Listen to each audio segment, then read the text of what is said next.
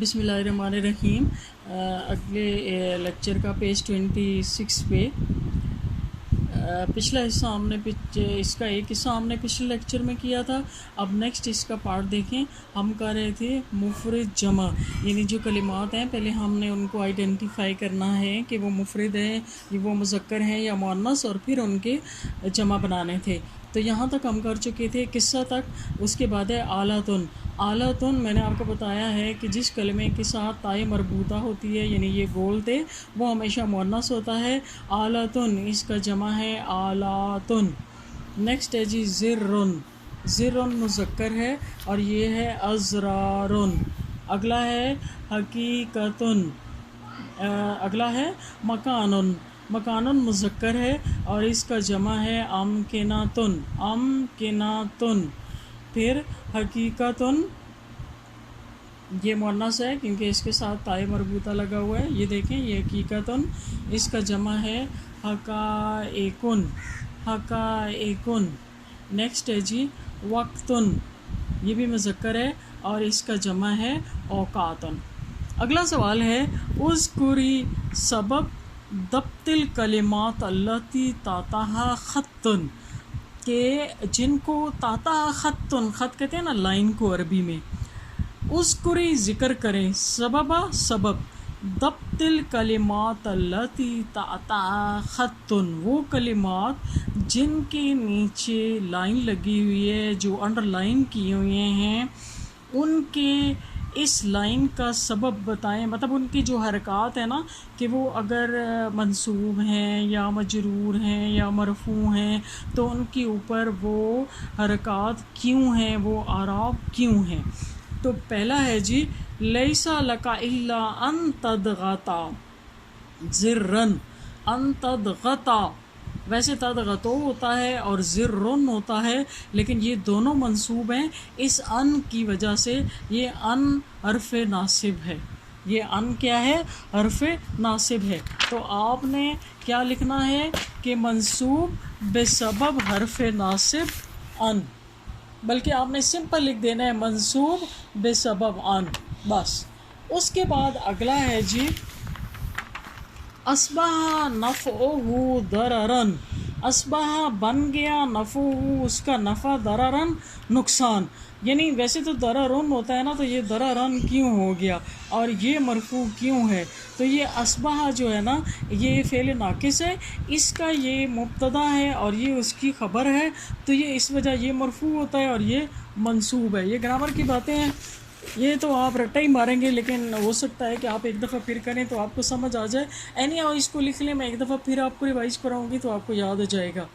مبتدا، یہ دیکھیں مبتدا مرفوع اور پھر خبر منصوب بسبب اصبح، بس آپ لکھ لیں مبتدا مرفوع خبر منصوب بسبب اصبح۔ میں نے آپ کو بتایا تھا کہ مبتدا مرفوع ہوتا ہے اور جو خبر ہے وہ بھی مرفوع ہوتی ہے، لیکن جب حرف ناصب آ جائے تو وہ پھر خبر منصوب ہو جاتی ہے، اگر آپ کو یاد ہو، چھٹیوں سے پہلے ہم نے یہ کیا تھا۔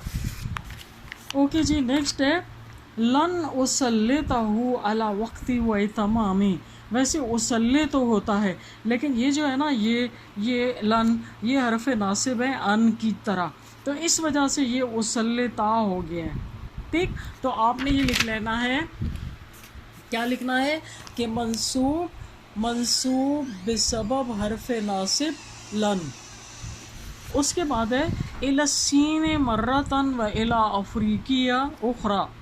اب الی جو ہے یہ حروف جارہ ہے، اس کی وجہ سے یہ مجرور ہو گیا، یہ بھی حرف جار ہے، اس کی وجہ سے یہ مجرور ہو گیا، تو آپ لکھیں گے مجرور بسبب حرف جار الی، منصوب بسبب حرف جار الی۔ اور اس کے بعد ہے حقق ما کنا نعلم بہ من قصص و اساطیر۔ یہ من جو ہے یہ بھی حرف جار ہے، تو آپ لکھیں گے مجرور بسبب، یہ دونوں مجرور ہیں، مجرور بسبب حرف جار من، ٹھیک ہو گیا۔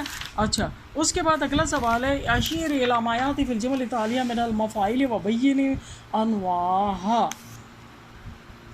اچھا، کہتا ہے کہ اس میں آپ مفعول کا بتائیں۔ مفعول وہ ہوتا ہے جس کے اوپر کام کیا جاتا ہے، یعنی آبجیکٹ کو مفعول کہتے ہیں۔ جیسے یہاں پر ہے اکلت خبزن، میں نے روٹی کھائی، روٹی کے اوپر کام کیا گیا نا، تو خبزن مفعول ہے، اور یہ مفعول کون سا ہے؟ مفعول بہ، یہ مفعول بھی یعنی جس پر کوئی کام کیا جائے اس کو مفعول بھی کہتے ہیں۔ دوسرا ہے سافر تو میں نے سفر کیا، طلباً طلب کرتے ہوئے، للعلم علم کی طلب میں، علم طلب کرنے کے لیے۔ تو یہ جو علم ہے نا، یہ طلباً للعلم، یہ کیا ہے؟ یہ مفعول ہے اور یہ مفعول لہو ہے، کیونکہ اس کے ساتھ لام لگاؤ، مفعول لہو، مفعول لہو۔ اس کے بعد ہے زرتہو، میں گیا اس کے پاس، صباحاً صبح کے وقت۔ اب یہ صباحاً یہ مفعول ہے، لیکن یہ مفعول کون سا ہے؟ یہ مفعول ہے فی ہے، یعنی ایسا مفعول جس میں وقت کو بتایا جائے، ٹائم کو بتایا جائے، اس کو مفعول فی ہے کہتے ہیں۔ یہ بھی ہم نے کیے نہیں ہیں، آپ ابھی جسٹ میں آپ کو بتا رہی ہوں تاکہ ہمارا کوئی کوسچن رہے نا، پھر میں جب مفعول خمسہ کراؤں گی انشاءاللہ تعالیٰ تو پھر آپ کو یہ زیادہ سمجھ آ جائے گا۔ تو صباحاً کیا ہے؟ مفعول فی ہے، مفعول فی ہے ایسے لکھتے ہیں۔ اس کے بعد اگلا ہے ضربہ ضرباً شدیداً، اس نے مارا اسے ضرباً شدیداً، زور سے، یعنی وہ چیز کہ اس نے اسے مارا، زور سے مارا، یعنی مارا یہاں تک ہی کافی تھا، جب زور سے مارا تو دوبارہ یعنی اس کی شدت کو جہاں پہ بتایا جاتا ہے، دوبارہ تاکید کی جاتی ہے تو اس کو مفعول مطلق کہتے ہیں۔ جیسے ہم کہتے ہیں نا، میں نے اس کو لگائی ایک چپیڑ زور کی، اب لگا دی تو بھی بہت تھا، چپیڑ لگائی یہاں تک بھی بہت تھا، زور کی لگائی تو پھر اور زیادہ، یہ مطلق ہے، یہ ہوتا ہے مفعول مطلق۔ اچھا، اس کے بعد اگلا ہے النہر یجری والجبل، کہ دریا بھاگ رہا تھا اور ساتھ اس کے پہاڑ بھی۔ آپ کبھی سفر کر رہے ہو نا کہیں، گاڑی کے ساتھ ساتھ جو چیزیں ہیں نا راستے میں، وہ ایسے لگتا ہے جیسے وہ پیچھے جا رہی ہیں، ساتھ ساتھ نا بھاگ رہی ہیں، حالانکہ ہوتا یہ ہے کہ ہم بھاگ رہے ہوتے ہیں۔ تو بہرحال اس چیز کو ظاہر کرنے کے لیے یہاں پہ عربک میں کیا آتا ہے؟ واو، ٹھیک۔ تو یہ والا جو مفعول ہے جو اس واو کے ذریعے ظاہر کیا جاتا ہے اس کو مفعول معہو کہتے ہیں، یعنی ساتھ، اس کے ساتھ کو شو کی کر رہا ہے نا، یہ کہ دریا بھاگ رہا تھا اور اس کے ساتھ پہاڑ بھی، تو اس کو معا کا مطلب ہوتا ہے ساتھ۔ جس مفعول پر کوئی کام ہو اس کو مفعول بہ، جس میں سبب بتایا جائے مفعول لہو۔